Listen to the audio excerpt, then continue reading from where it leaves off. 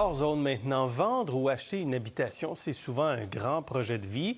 Mais sur le marché immobilier, certains hésitent à confier leur projet à un courtier. Marie-Ève Lamontagne nous demande ceci. On entend des histoires d'horreur de courtiers immobiliers qui font gonfler artificiellement la mise et d'acheteurs qui paient trop cher pour rien. Comment savoir si je peux faire confiance à un courtier? Voici Hors zone avec Andréane. Sur les 100 000 transactions réalisées chaque année par des courtiers immobiliers au Québec, la très vaste majorité se déroule selon les règles. Mais l'appât du gain est trop fort pour quelques professionnels qui enfreignent la loi pour faire plus de profit. Peut-on faire confiance aux courtiers immobiliers? La réputation du métier a été ternie par des écarts très médiatisés. Les permis de Christine Giroir et Jonathan Dauphinet-Fortin ont été suspendus en juillet dernier après qu'une enquête ait montré qu'ils soumettaient des promesses d'achat bidons pour faire gonfler la mise au détriment des acheteurs.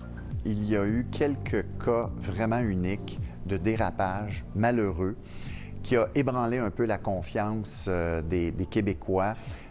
On comprend cette situation-là, on la dénonce d'ailleurs. Le président de l'Association professionnelle des courtiers immobiliers le martèle. Il est du devoir des courtiers de connaître et de respecter la loi. Les cours qu'ils doivent suivre pour obtenir les permis couvrent tous les aspects réglementaires. On a l'obligation de suivre la formation continue et notre régulateur, l'OACQ, lorsqu'il identifie des sujets sensibles, il va nous obliger à faire des formations sur le sujet. Et donc, on ne peut pas prétendre qu'on n'est pas au courant de ce type de règlement-là dans notre loi sur le courtage. Au Québec, c'est l'organisme d'autoréglementation du courtage immobilier qui est responsable d'appliquer la loi, de délivrer les permis et de protéger le public. En cas de faute grave commise par un courtier, l'organisme ouvre une enquête, peut imposer des sanctions, mais aussi offrir une compensation financière d'un maximum de 100 000 $ qui est puisé dans le fonds d'indemnisation du courtage immobilier.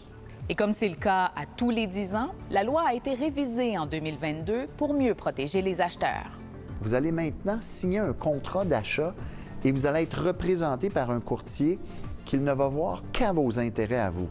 Il ne sera pas pris entre tenter de concilier l'intérêt de deux parties. Québec interdit donc maintenant aux courtiers de se placer en conflit d'intérêts en représentant à la fois l'acheteur et le vendeur d'une même propriété.